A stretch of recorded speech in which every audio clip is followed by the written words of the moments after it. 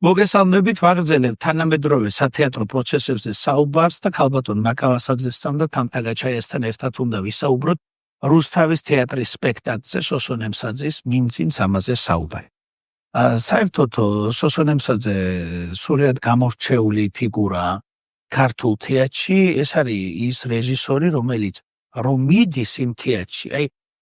აღარ მოგზაურობს ხოლმე. და თავიდან ბოლომდე დღე-დაღამე იმ თეატრის სარეპერტუარო პოლიტიკაზე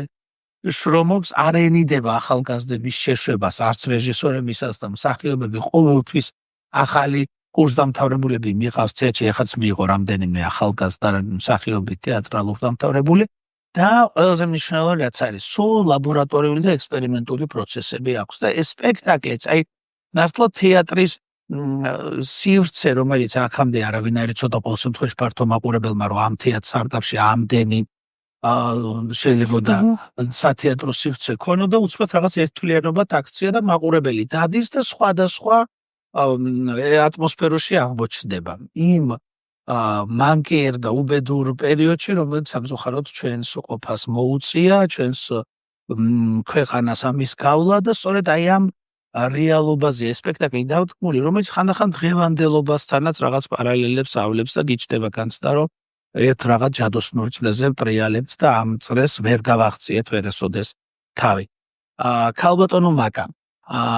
რითი ეს სპექტაკლი გამორჩეული და ზოგადად რა მნიშვნელობა აქვს ესეთ ანდერგრაუნდულ სივრცეებში სახელმწიფო თეატრის სპექტაკლების გამო? ნიკოლოზ, თქვენ სწორად აღნიშნეთ, რომ სოსონ ემსაძე გამორჩეულია იმით, რომ რომელ თეატრშიაც მიდის, ის თეატრი ხდება წარმატებული, საინტერესო რეპერტუარი აქვს ყოველთვის ძალიან მნიშვნელოვანი და საინტერესო და ეს სპექტაკლიც ძალიან მნიშვნელოვანია, იმიტომ რომ ტოტალიტარულ სახელმწიფოში ძალადობის თემა არის წამოწეული და ამ შემთხვევაში ქალებზე ძალადობის თემა, იმიტომ რომ პიესაც და გიზატოვას პიესა და თვითონ სპექტაკლიც ეძღვნება საბჭოთა ტოტალიტარულ მმართველობის პერიოდში ქალთა ციხის საშინელებებზე და ძალიან საინტერესო ფორმა მონახა ბატონმა სოსომ. ესე იგი, თეატრის თავის ხელით გაასუფთავეს სხვათა შორის მინდა აღნიშნო ეს სარდაფის ტერიტორია და სწორედ აქ დადგა ეს სპექტაკლი. სპექტაკლსაც ალბათ ამას ვერ ვუწოდებთ ასე, არ არის ეს ტრადიციული ფორმით და ხერხებით შექმნილი სპექტაკლი. მაყურებელიც უშუალოდ და ძალიან ისე არის ჩართული ამ სპექტაკლში და პრინციპში მაყურებელიც იმ ამბების მონაწილე ხდება, არა მხოლოდ თვალყურის მადევნებელი, არამედ მონაწილე, რომელიც წარმოადგინა ბატონმა სოსომ ახალგაზრდა თაობის მსახიობებთან ერთად. ეს არის ეს ფორმაც ლაბირინთს რო გადიხარ და მიყავხარ იმ ჯურღმულში, სადაც ქალები დატყვევებულები ზოგს აუპატიურებენ, ამცირებენ, არის საშინელი სცენები, ტანჯვა ამ ქალების, სწორედ და მაყურებელით თანდათანობით შევყავხარ ამ ატმოსფეროში, ჯერ გიქმნის იმ პერიოდის ეპოქას რეჟისორი, იქ კორჟიკებს გაწვდიან, ანუ რაც იმ პერიოდში ძალიან ის იყო რაღაც სხვადასხვა სიტუაციებს ქმნიან, რომ მაყურებელმა თავი იმ ეპოქის წარმომადგენლად იგრძნოს და მიხვდეს რასთან აქვს საქმე. და შემდგომ უკვე სხვადასხვა სურათება, ეს სხვადასხვა ამბები, რომელიც ხდებოდა და ეს არის დოკუმენტურ მასალაზე, რაც მთავარია აგებული, როგორც ნაწარმოები, ასევე სპექტაკლი და აუცილებელი და ვფიქრობ ძალიან საჭიროა, მით უმეტეს ჩვენს დღევანდელ სიტუაციაში, რომ ტოტალიტარიზმი, ძალადობა, ადამიანის არარად ქცევა, ამას მიყავხარ ისეთ მდგომარეობაში და რომელიც აუცილებლად დასრულდება და აუცილებლად გაიმარჯვებს სიმართლე და ადამიანობა. მაგრამ ამასობაში ეწირებიან ადამიანები ამ ყველაფერს და რომ ადამიანის ჩაგვრა საშინელებაა და ისე მოპყრობა, როგორც ვთქვათ ამ სპექტაკლში არის ნაჩვენები, ეს არის ყველაფერი სისასტიკე, როგორ შეიძლება ერთმა ადამიანმა მეორე ადამიანი დაჩაგროს, ესეც ძალიან მნიშვნელოვანი თემაა და ბატონ სოსოს ესეც აქვს. წარმოვიდგინეთ, ძალიან კარგი მხატვრობაა აი იმ სიტუაციას, იმ ბარბარა ასლამაზის ზუსტად აი გამომხატველი ამას ხელს უწყობს, რა თქმა უნდა, ის გარემო, ის სივრცე, რომელშიაც თამაშდება ეს სიტუაციები და რა ვიცი, ვფიქრობ, მართალია, ეხლა დღეს ვსაუბრობთ, როდესაც უკვე რაღაც პერიოდია გასული პრემიერიდან, მაგრამ ეს ის სპექტაკლია, რომელიც ყოველთვის აქტუალური იქნება და ყოველთვის დააინტერესებს მაყურებელს მისი ნახვა და მე მაგალითად ვირჩევდი ყველას, ვისაც არა აქვს ნანახი, რომ მივიდეს და ნახოს ეს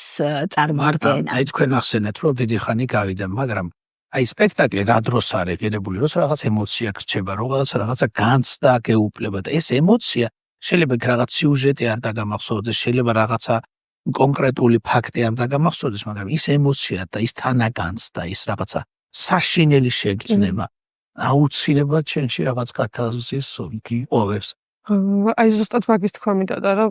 ზუსტად ამდენი ხანი გავიდა და ეს ემოციები მაშინაც მივიღე, შეგრძნებები მახსოვს, იმიტომ რომ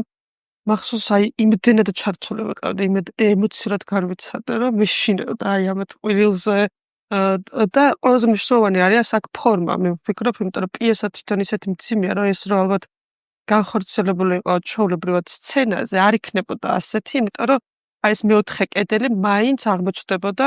მაყურებელსა და მსახიობებს შორის და აქ სადაც კულისი არ არსებობს და ეს ვფიქრობ, რა ის სპექტაკლი ხო პერფორმანსი და მოგზაურობაა, რომელიც ჩადიხარ იწყება და აბსოლუტურად თავიდან ბოლომდე უყურებ მსახიობებს და ხედავ მათ ემოციას და ყოველთვის ანუ ეს არ არის რომ აი რაღაც დაამთავრა სცენა და გავიდა, ხო? სულ იქ არიან, ანუ შენ მათთან ერთად თანაარსებობ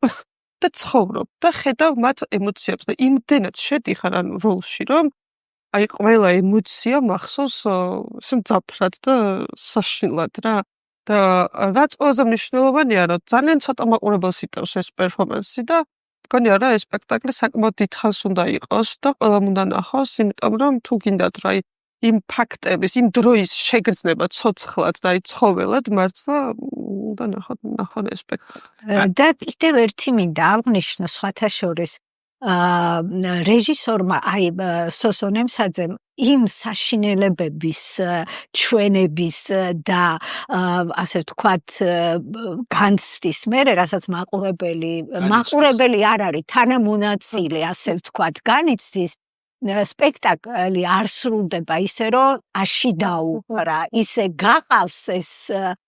მსახიობები და მართლაც ამ საზარელი ფაქტების აღქმის და ნახვის შემდეგ იქ ტაშის დაკვრა უხერხულია მეტი რო არ თქვა. მე რაღაცა დამეუფლეთ, აი როცა ვკითხულობთ, ანუ ვისვენ მონათხრობს, როგორ დაყავდათ ეს ხალხი იგივე 37 წელს და მანამდეც და მერეც დაკითხვაზე. რაღაცა ბნელდერაფნებს გაგატარებდნენ, აქეთ წამების ხმა ისმოდა, იქით კივილის ხმა ისმოდა, იქ სადღაცა წყალი წვეთავდა და ეს თულუქის შემზარავი ხმა, ეს წვეთის ხმა და ვიდიოდი უკვე თითქოს დამფრთხალი აუცილებლად, მაგრამ თითქოს დანებებული. და თუ გამოგიშვებდნენ, უკვე ყველაფერს აკეთებდა ადამიანი, რომ მეორედ იქ არ მოხვედრილიყო. ზოგი თასში კლავდა და ზოგი ეგუებოდა იმ მოცემულობას. და ზოგი საკუთარ შვილს წირავდა, იმიტომ რომ ის ნაყოფი, ანუ ეს ბავშვი იყო ეს იმ გაუპატიურების და იმ ძალადობის შედეგი და პრინციპში დედა, რომელიც თავის შვილის მოკლა უნდა, მაინც იწვევს შენში თანაგრძნობას, იმიტომ რომ ზუსტად იცი ამ ქალის ფსიქოლოგიური მდგომარეობა, რა დღეშია ეს ადამიანი და ნუ აი ეს საშინელი განცდა, რომ მისი შვილი არის იმ ძალადობის და იმ ჯალათების ნაყოფი, ხო და სხვათა შორის მსახიობები, ეს აჩიკო მაკალათი არის წამყვანი, რომელიც აი მართლა მახსოვს თავიდან აბსოლუტურად სხვადასხვა ხიმილით მოგესალმება, კეთილგანწყობას მოიპოვებს და შემდეგ უკვე გარდაისახება მართლა ჯალათად და აი აქ ხალბატონმა მაკამაც აღნიშნა, რომ მინდა აღნიშნო მხატვრობა, იმიტომ რომ თითოეული ნივთი რეკვიზიტი თითქოს შეუმჩნეველი და ისეთი არაფერი, მაგრამ ყველთლიან აი ამ გარემოს და გარემოცვას ავსებს და ამდიდრებს და აი სრულიად აი სრულფასოვნად გადიხარ იმ გზას თავიდან არანაირი წარმოსახვა პირდაპირ იქ ხა ჯურხმულში. მე აი რა მინდოდა მეთქვა იცით რომ აი ეს რო შენ მიდიხარ დაკითხვაზე ეს გაცხოველი ნატურალისტური აღქმა, იმიტომ რომ აი აქ უყურებ მე გადადიხარ სხვა სივრცეში, მე სხვა სივრცეში და გონია რომ იქ ბოლოს სადღაც ნიჯერიც დადგება. შეიძლება ახსენე ძალიან თვალშისაცემია. სოსო ნემსაძის სამხატვრო ხელმძღვანელობა სულ აკვირდები ხოლმე და ეს არ არის რაღაცა ბოლზე და პიარზე აყოლილი ყოფა, რომელიც მემორანდუმებით და რაღაცა პატარ-პატარა სიგელების ფრიალით იწყება და მთავრდება. ეს არის რაღაცა საქმის კეთება, რომელიც გულწრფელი ემოციით იწყება და მაყურებელს ზრდის აუცილებლად, აი ნამდვილად თვალშისაცემია ეს სოსოსგან და ზრდის არტისტებს. სათეატრო სივრცეს ქმნის იმ ქალაქში, სადაც არის და აი აცოცხლებს ამ პროცესს, ესე იყო გორშიც, ახლა ესე არის რუსთავშიც და მithumetes ახალგაზრდები ყავს გარშემო შემოკრებილი, რაც ძალიან მნიშვნელოვანია თეატრისთვის, როგორც მსახიობები, ისე რეჟისორები. სულ მუშაობს, ძალიან კარგი პედაგოგია ყველაფერთან ერთად, არაერთი თაობა აღზარდა და ყოველთვის ამ თავის სტუდენტებს, რომლებიც ამთავრებენ უნივერსიტეტს, იგი ასაქმებს და ამუშავებს თავისთან თეატრში თუ შემდეგ კიდე სხვაგანაც მუშაობენ. და აი სივრცეზე მართლაც აი ნიკა შენს გაუსვი ხაზი თამთამაც გაუსვა ხაზი აი ის სივრცე რომელიც აი ის ატმოსფერო რომელიც ძალიან მოქმედებს იქ რაღაცა ჩამოხეული თუ რაღაცა ის კედლები ცივი რომელიც აი ნესტი და შენს მაყურებელი რომ შედიხარ აი ამ დისკომფორტი გექნება ამ ემაში და აი ამ მართლა ლაბირინთში რომ მოძრაობ ხო შენ ამ მსახიობებთან ერთად შენ ხო არ ზიხარ ერთად და გასასვლელი არ გაქვს და გასასვლელი არ გაქვს და გამოუვალობის და ისეთ სადოსნურ წრეზე სიარულის იმას ქმნის რეჟისორი. დიდი მადლობა ქალბატონო მაკა, დიდი მადლობა თამთა და დიდი მადლობა თქვენ რომ გვისმენდით. ჩვენ აუცილებლად უწევთ რეკომენდაციას ამ სპექტაკლს და მიბრძანდით და ნახეთ ყველა სპექტაკლი რუსთავის თეატრში.